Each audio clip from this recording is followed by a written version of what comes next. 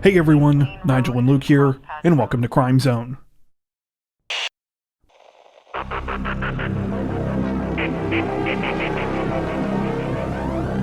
A Louisiana man who was in the process of joining his local sheriff's department is instead being held in one of its jails this week after he was allegedly caught trying to deliver weed to an inmate.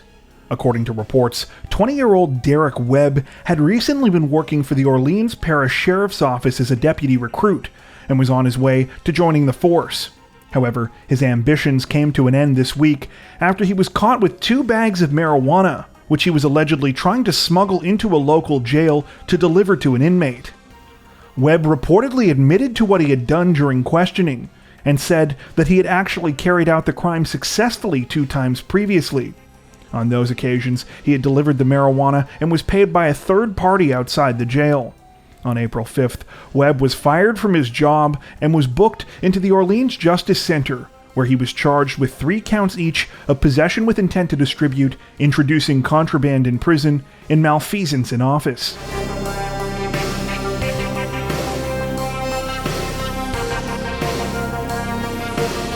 Representatives from the NYPD say that they are searching for the suspects behind a terrifying and senseless assault this week after a 60-year-old man was attacked in the middle of the street after accusing someone of stealing packages from his apartment building. According to reports, the incident unfolded at around 3 p.m. on March 31st, when the victim, who has not been identified by name, approached a woman in the lobby of his building and accused her of stealing packages from the mailroom.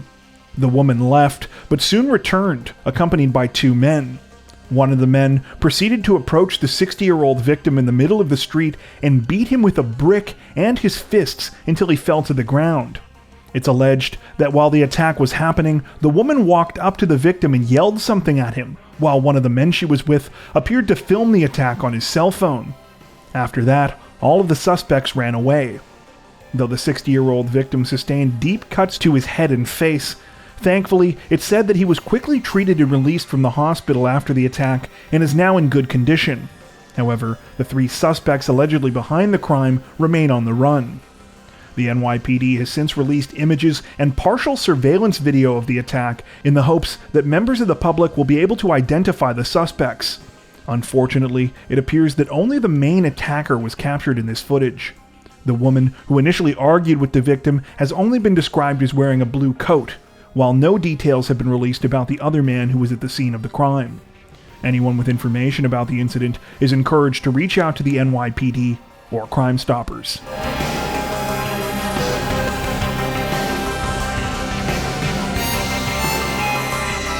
This week, representatives from the Las Vegas Police Department announced that they had arrested and charged an 18-year-old man after a backpack containing his homework was allegedly found at the scene of a deadly home invasion.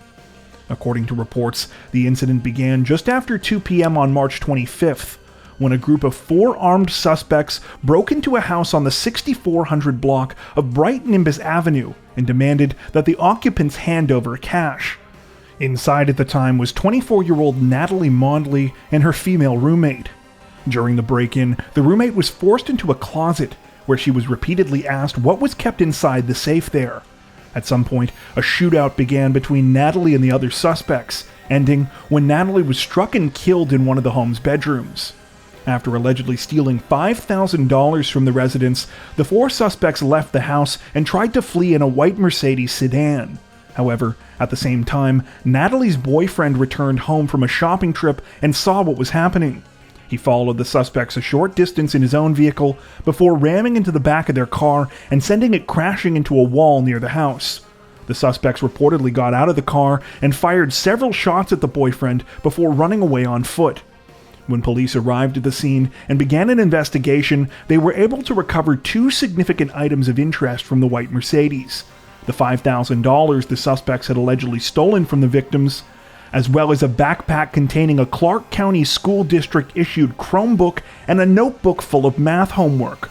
Written at the top right corner of the schoolwork was the name Kamari Oliver, as well as the words 5th period. When investigators did a little more digging, sure enough, they learned that Oliver was an 18-year-old Clark County School District student.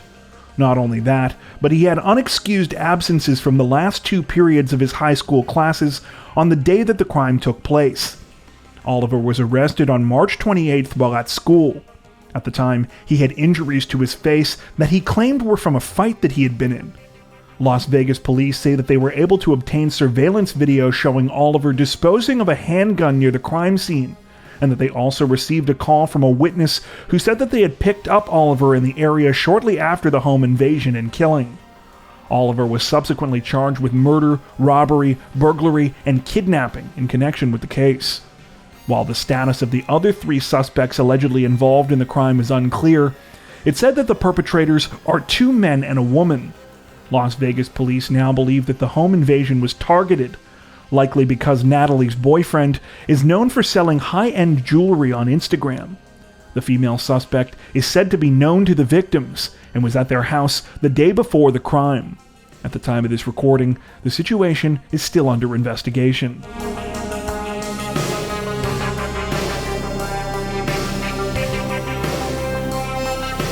Authorities in Ventura County, California say that a would-be burglar was recently on the receiving end of a nasty beating after he broke into a residence and grabbed a number of items, only to be caught in the act by the homeowner. According to reports, the incident took place just after 6 p.m. on April 1st, when 60-year-old Sal Marcato returned to his home in Oak Park and discovered that he was being burglarized.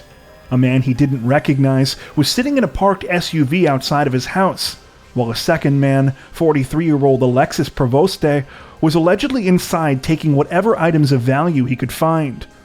Upon realizing what was happening, Sal rushed inside his house and immediately confronted Provoste, punching him in the face. As Provoste pushed past Sal and tried to escape, the 60-year-old punched him again, this time sending him to the ground in the front yard. Though Provoste continued to try to make it to the getaway vehicle where his accomplice was waiting, Sal didn't give him the chance, proceeding to rain down more blows on him while keeping him restrained. When it was clear Provoste wasn't getting away, his accomplice sped off without him. When police arrived at the scene, Sal handed Provoste over, who by this time had a number of cuts and bruises to his face. A search revealed stolen property in his pockets, and during the commotion, Provoste had also dropped a laptop and high-end camera he had stolen from Sal's house. The 43-year-old was taken to jail and subsequently charged with first-degree residential burglary and conspiracy. Investigators now say they believe that Provoste, who is a Chilean national, is part of a so-called South American theft group. According to reports, these thieves are believed to take part in a sort of crime tourism, where they come to the U.S. on a 90-day visa with the intention of burglarizing wealthy homeowners. At the time of this recording, Provoste remains in police custody, with his bail set at $150,000. The identity of his alleged accomplice is currently unknown.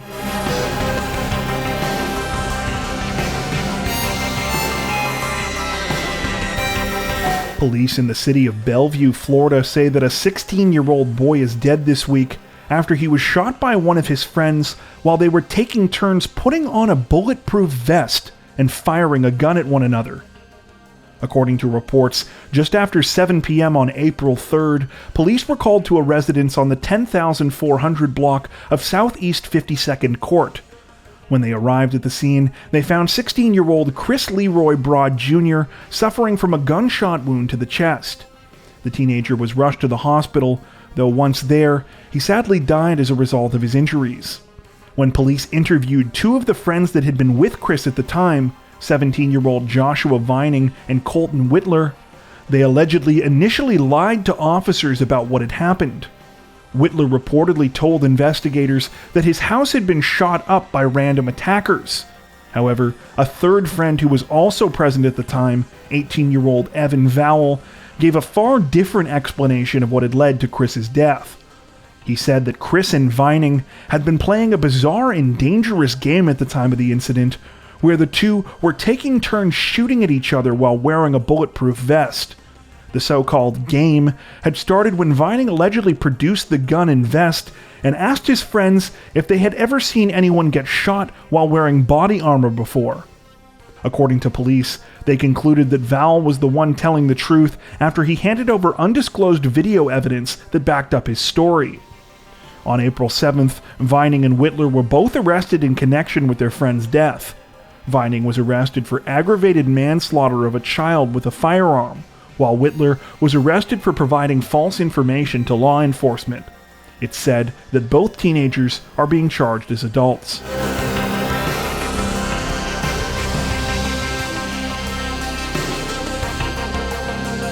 The story of one Louisiana man's determination to curb vehicle break-ins generated headlines this week after he rigged up a flashbang inside his truck that went off when an unlucky thief smashed the window of the vehicle.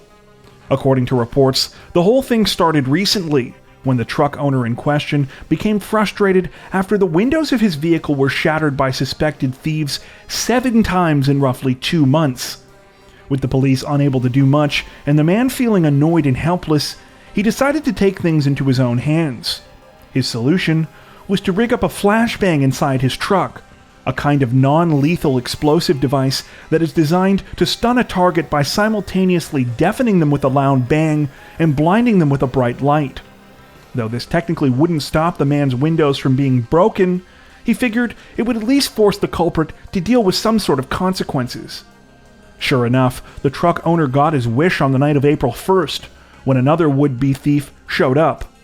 The resulting incident was caught on surveillance video. In the video, the masked, unknown man can be seen rolling up in a white vehicle before exiting and heading towards the victim's truck. Hilariously, he appears almost giddy and skips towards the truck before shattering its driver's side window with what appears to be a hammer.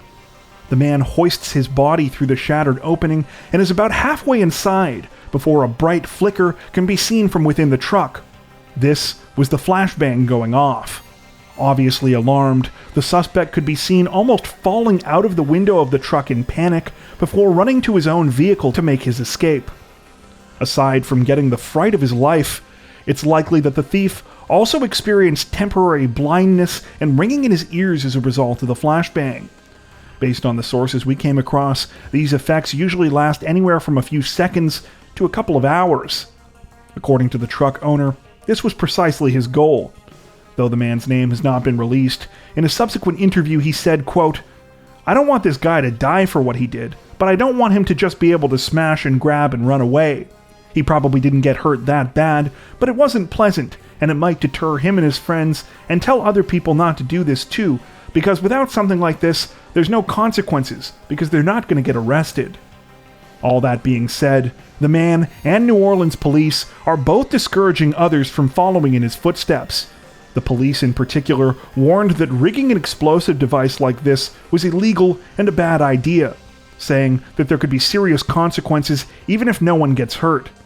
For his part, the truck owner is now selling his condo to get away from his neighborhood, saying that he doesn't have the money to keep paying for broken windows.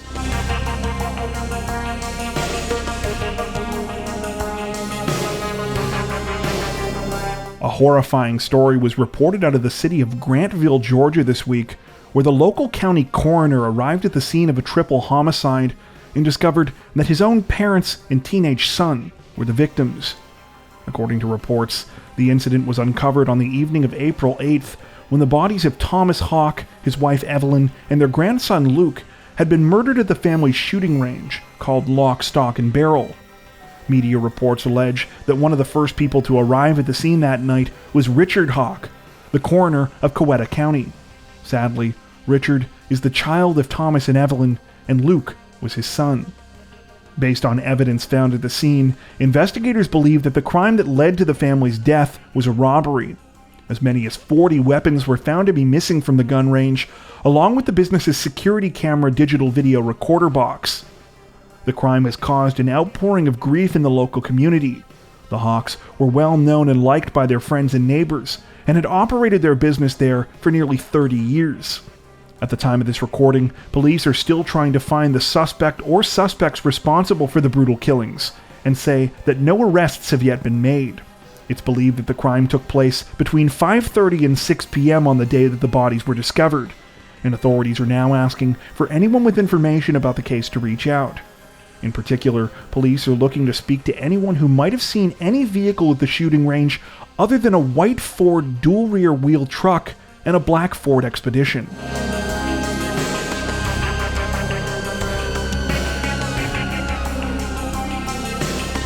The Portland State University community is in mourning this week after a 19-year-old student was allegedly shot and killed by another student while she walked home from work.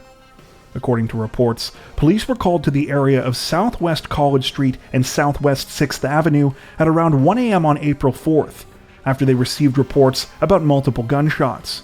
When they arrived at the scene, they found the body of 19-year-old Amara Marluke. Her death was quickly ruled a homicide. Amara was reportedly enrolled in Portland State University's Sonic Arts and Music Production program at the time of her death, and was described as an artist, activist, and vibrant member of the community. According to police, on the evening of April 4th, a 20-year-old man named Keenan Harpole turned himself in connection with Amara's murder. It said that Harpole is also a student at Portland State, and was previously a member of the school's football team. While little additional information has currently been released about the circumstances leading to Amara's tragic murder, some reports we came across stated that she and Harpole knew each other before the crime and that the incident may have been related to domestic violence. However, this has not yet been confirmed. At the time of this recording, Harpole has been charged with second-degree murder and unlawful use of a weapon. The situation is still under investigation. That's it for this edition of Crimes of the Week. If you enjoyed our video, don't forget to like and subscribe to Crime Zone for more true crime content like this, making sure to hit the notification bell to stay up to date with our latest releases. Thank you for watching.